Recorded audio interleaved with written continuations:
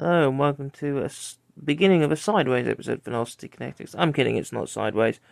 I just got a quiet Saturday evening of not doing an awful lot, and have had a very long week, travelling loads of places for work, and pleasant surprise on Friday, a genuinely fantastic surprise that put a big smile on my face, coupled to something that was completely and utterly shit.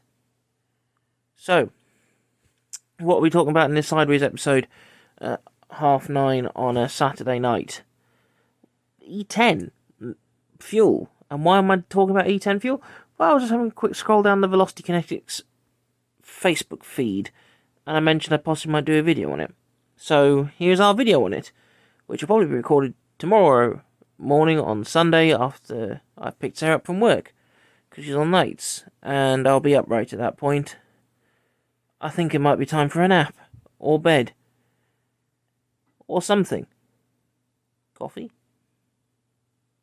Beer? Pepsi Max? No. I ain't got any of those. Oh, I have a chair that keeps falling down though. That's something.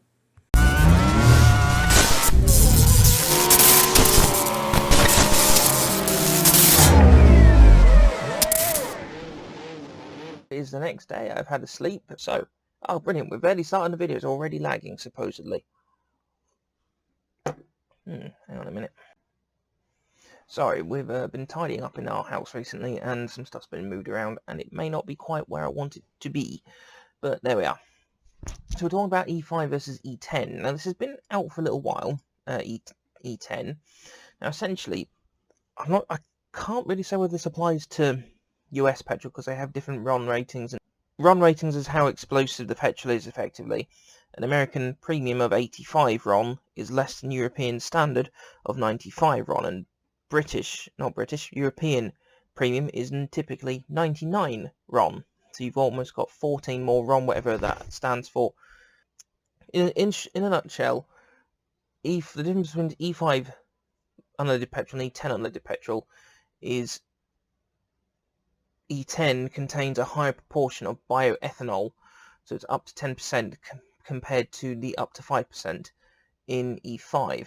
This higher bioethanol content comes from things like more renewable sources,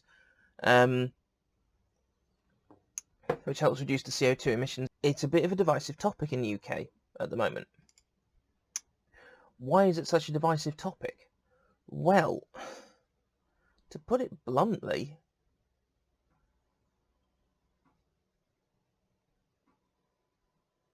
a lot of people don't think E10 works. And I don't know which side of the fence I sit on. Since I went over to E10, I had the Baleno, so I had the turbo engine, I hadn't noticed an awful lot of difference. Because when the change came in, it coincided with me having to do a lot more driving. So it's a chicken and the egg situation. Was my fuel tank emptying faster because it was E10? Was it emptying faster because I was doing more driving? That is the conundrum. A lot of people were complaining about the change very, very quickly. People were claiming that the cars were not getting as better miles per gallon, that they weren't responding as well on throttle, they weren't running as smoothly, which are all perfectly valid reasons. I mean, people who, back when we still had leaded petrol and unleaded petrol, my parents said they had a Ford Orion, or was it an Escort? Either way, it's that old, so early 90s. Orion, I believe it was, that ran on leaded petrol, and they had it converted to run on unleaded petrol, and it never went the same again. Now, granted, there's no need to do any conversions for your E5, E10s these days, but it's the same concept of things not running quite as well as they were before. What does this mean? Well, it doesn't really mean anything, many ways. Before E10 even became a thing, when I could, I always put a tank of 99 in at least once a month, usually after payday. So my car sort of was running on 96, 97 RON most of the time. If you took a fuel sample, it's sort of a mixture of a few different fuel types. The theory of going over to E10 is right and it's coming from the right place.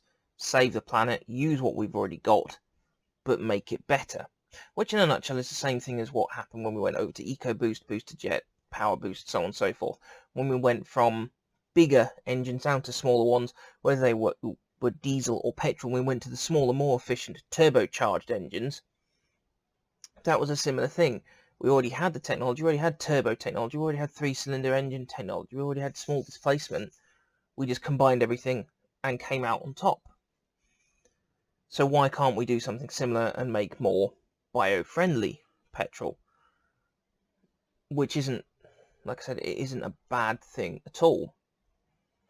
But it's the execution of it that seems to be causing a problem. The way we've gone about it seems to be wrong.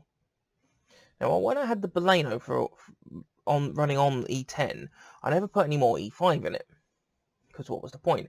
However, one day, it was just about when we were starting to have that fuel crisis in the UK. Actually, it was a few days into it, and I had no petrol left. It was like, I've got to get something in the tank, because of how far I was commuting at that time. Or potentially needing to commute. I topped the tank up with E5. I had about half a tank of E10, but it was weird. It's like, even though the fuel tank was full, I couldn't squeeze any more into it. The fuel needle wouldn't go register the car as fully full. It was almost like it was sitting in two different things. Now, the car didn't choke or bounce or what have you, but I would start to say, after a while, it did start to feel like it wasn't running as well as it could. The Baleno started to feel like it needed a little bit more work. Now, how much of it was because that was starting to become a 3-year-old engine that had been, at times, a bit ragged by me? So as in, how much of it was it age, and how much is it the fuel? This is where the debate around E10 and E5, in the UK at least, is problematic. Because how much of it is, yeah, but your car's actually getting a bit older now, so even if you were still running it on E5, it wouldn't be running it as well. And how much of it is, well, actually, it's not doing it very well, because E5 isn't as good, so E10 isn't as good as E5, so, you know, your car is not working. So I had no idea why I felt the need to do that. But how much of it is that, and how much of it is the car not working properly? Since going over to the hybrid, because it's only ever been fueled by E10, I haven't really felt much difference. That said, there is a point where it is starting to feel like the tank is not going as far as it could. It's a bit like, I know I shared it on my own personal Facebook, and I think I shared it on the Velocity Kinetics Facebook as well. There's a meme that did around a little while ago that said that 20 in the fuel tank isn't 20 quite like it used to, which is both a dig at the cost of fuel, which is something completely separate and got to be addressed, massively so, regardless of what you drive. It needs to be addressed. But I'm not quite getting as far, I feel, as I could on a tank. With that Swace, when I first got it might have still had some E5 in the tank. I don't actually know what it arrived with. All I know is I had half a tank. I went up to Newcastle, so from where I am near Bury St Edmunds up to Newcastle on Tyne. No, I didn't, up to Morpeth even. Actually, no, just outside. Anyway, went a little bit beyond Newcastle, but not quite as far as Morpeth. And up to Morpeth a couple of times, then into Newcastle a couple of times. So basically, I did about 400 odd miles on a tank. I don't feel I'm getting quite that at the moment. But again, it's also a case of, well, maybe I'm not driving it as well as I could. Maybe I need to do more to improve my own numbers.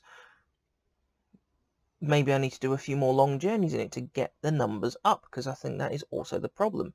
The fact that I do a lot of town driving, whilst I do a lot on the electric, when the petrol has to kick in, it's not running as efficiently as it could. And whilst I've been doing a lot of work in Ipswich, I'm not running my car into the ground for my work. If they bought that car for me, or if it was a works car through and through, I don't have a leg to stand on. That would make perfect sense. I'd run it as much as they'd tell me to run it. People say that E10 isn't as good for your car as a whole. And the reason they say that is because of the bioethanol and things in it. Basically means more water can get into the engine potentially, and when it's really cold, it can do things like freeze and rot the seals and seize the engine up a bit more, and things along those lines. It's one of these things. It comes back round to. I'm trying to think even how to phrase it. It's a bit like the nature-nurture debate. Is someone born bad or are they raised bad? When it comes to a lot of things, like when it changed to E10, is it that the fuel's bad, or you've maintained your car badly? What is the catalyst? And as it stands, it's a bit difficult. A lot of the reading I've done around this have been articles that come up on my Android feeds, but I had a lot of recommendations for E10 articles from the Daily Express. The Daily Express is not the greatest of newspapers in the UK, far from it. So it's not exactly the most reputable, and even then, the articles that I read when I was reading them is actually substandard journalism, is probably the best way to put it. Why is it substandard journalism? Well, it's a bit like all these websites that pull all these AITA feeds off Reddit and then turn it into an article, and then they sort of comment on this, or when you've got like screenshots of conversations and they comment on things. You might have a screenshot of a phone conversation and go, "Hey mum, can I do this?" "Mum, no." "Or please, no." And then the text beneath it goes, "He's asked his mum whether he can go do something. His mum has said no. He has then said please, and she said no, even though it's, a couple of articles on the Express were just based off the comments, which is, like I say, isn't anything to go by at all. Appreciate it creates content for your website, but it's not journalism of any standard. I've not seen any high-profile articles about E10 causing cars to fail. I've not seen... Oh, ladybird's moving. Must be coming out of hibernation. I've not seen any articles to say that that's going to cause all these problems. I do think, because people said they would see a minimal change in fuel economy, I don't quite think that is right. Now, I don't agree that it's massively different. Any stretch of the imagination, is not that different. But it is noticeable. It's probably the best way to put it. And it's more noticeable now because we're having this cost of living increase and crisis.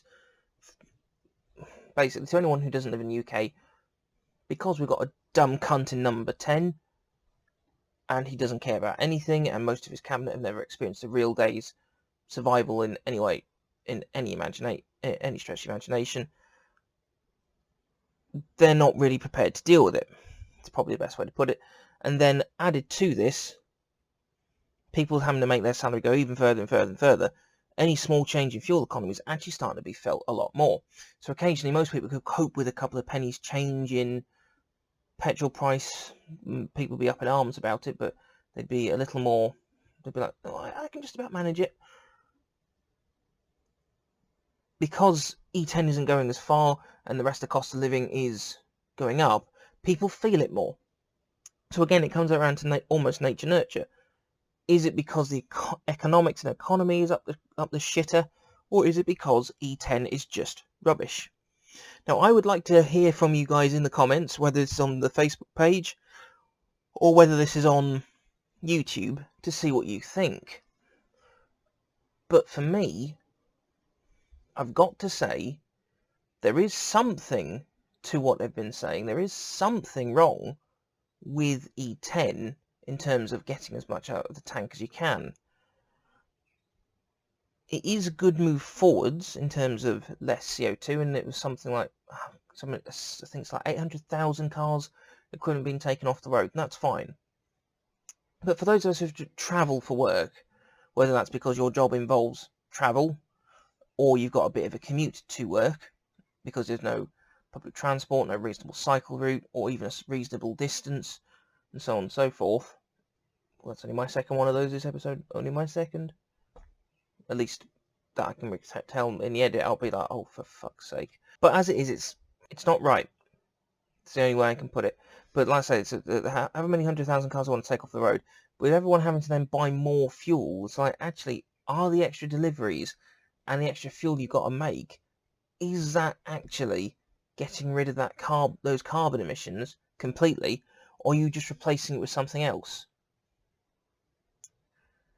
You know, great news, boss. We've demolished the old derelict building that was dangerous for construction. In other news, we built a new building where we cut a lot of corners on it. Isn't that safe? You know, you see where I'm trying to come from. I'm trying to apply a bit of logic to the situation and not getting drawn in by all the people on social media or online who probably are, some of them, lying through their back teeth because that's all they've got left to do, and trying to sort out the fact from fiction. But the problem is there isn't an awful lot of fact to work with. What does need to be sorted out with it, though? E10 is the standard petrol you can buy at the pump. Your 95 are on E10 as the standard grade fuel, and they've got a pump for E5, which is typically the higher octane stuff. That should not be a different price. When the E10 was launched in the UK, it came out with a list of vehicles that it was not suitable for. Now, I never actually checked whether the Baleno was on there, but I'm sure it actually always had the E10 sticker inside the fuel cap anyway, and the Swace has got E10 label on the inside of the fuel filler cap. But those are people who have got things like classic cars where they can't run it on E10 because the ethanol in the fuel will, let's say, destroy the seals and the rubbers and the gaskets and so on and so forth. They shouldn't be penalised. Why? It's almost like they're trying to do away with. Everyone's got this raging hard on for getting rid of the ICE, even though there's a bigger problem in the network, and we'll probably cover that in a video later this year. As in, not that we're banging on against going electric, because it is the way forwards,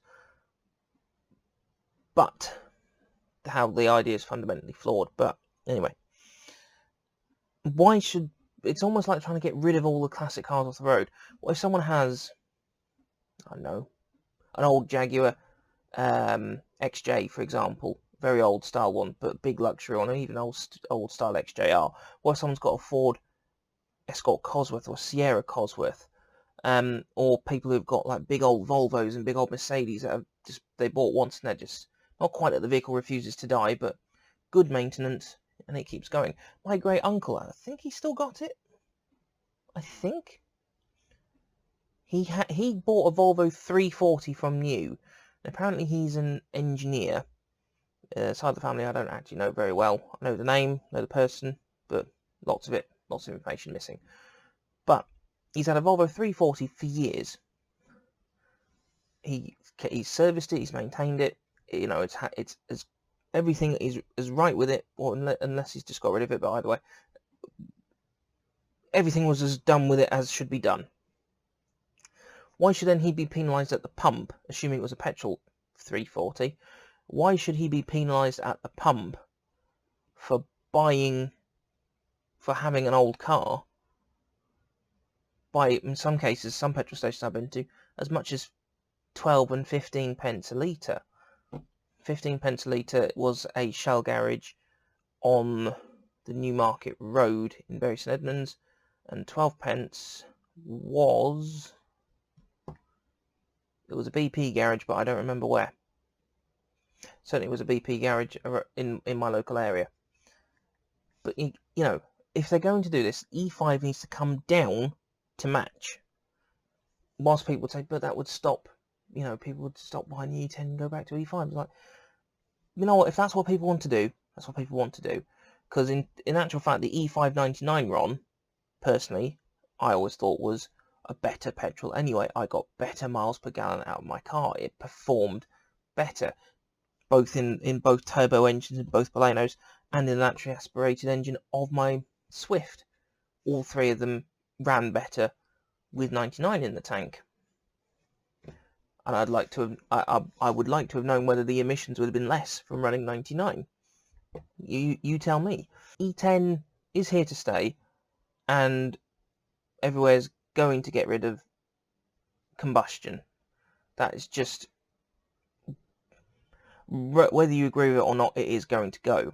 Now, until there is a proper synthetic fuel come into production, or until they find a way to unless some science comes about and actually says, whoa, actually, no, this is better. Unlikely, but you don't know what. Years ago they said get rid of your big petrol cars and go to your small diesel city cars, and then went from that to go to your small petrol cars. You know, we could find ourselves in a few years be like, actually, this may not be the right way forwards. Who knows? But E10, on my experience, there is something wrong with it in terms of fuel economy.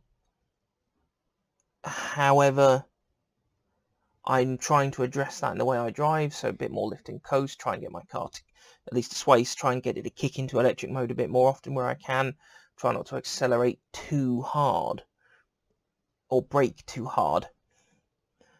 But again, a lot of that relies on everyone else around me doing the same, which people don't. People try and be the PKs, the Mansells, the Schumachers, the Hills, so on and so forth. They try and be the last of the late breakers. Actually, Carlos Reutemann was also very popular at that as well, as we usually live in there. Anyway, people try and be the last of the late breakers. Everyone's like, that's not what you're supposed to do. Because if you're being last of the late breakers and everyone else, then, you know, problem extends on, which we'll probably cover in some how to drives later this year. Like I said, there's something wrong with E10. I'm doing what I can to combat it myself, and I think that's the best way forward. All those people coming, oh, my miles per gallon, so on and so forth, is going down. Double check to make sure you're not carrying around unnecessary weight in the car, because there could be something in there that you're lugging around that doesn't need to be there. So if you've got like 4 or 5 Atlases from 1994 that you always move over, get rid of them. You know, if you're carrying around 2 foot pumps, why carry 2? Carry 1, assuming there's nothing wrong with.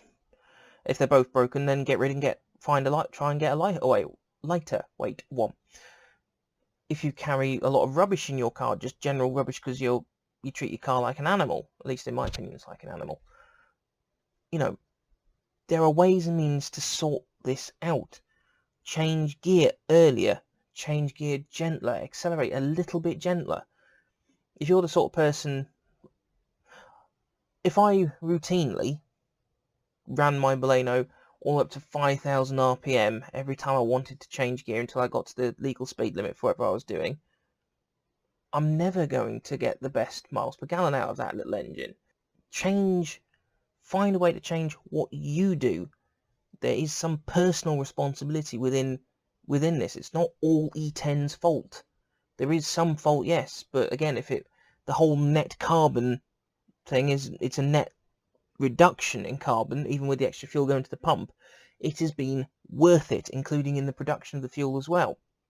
However, if it is not a net reduction, then they've got to can it. But I would have thought if it was something like that, then they wouldn't have done it. But who knows? So ultimately, the E5 E10 battle, it's nature-nurture. How much of it is the fuel? How much of it is the driver? How much of it is the car? How much is it how you drive? How much is it where you live? If you live somewhere hilly, you're going to probably use more petrol. If you live somewhere that's quite flat, you might use a little bit less because you're able to maintain your speed a bit better. Who knows? Ultimately, that's the conclusion in this video. E5, E10, who knows?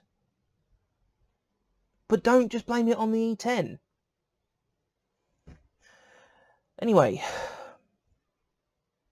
thank you for watching this video today. Please like and subscribe to the channel. Please donate to our PayPal page, paypal.me/velocitykinetics. That enables us to do things that we wouldn't be able to do. Other things like be able to upgrade the computer for better editing, be able to look at moving onto our own website, get me a better desk chair. The chair just moved when I did that. That was not very fair. But still, we can do all that. And I mentioned in a video there's going to be an announcement coming soon. I'm looking at trying to make some merchandise for Velocity Kinetics. Nothing special, probably some t-shirts and some pens, just stuff like that. But I'll keep you guys in the know when that stuff gets launched. So, drive safe, look after yourselves, and we'll see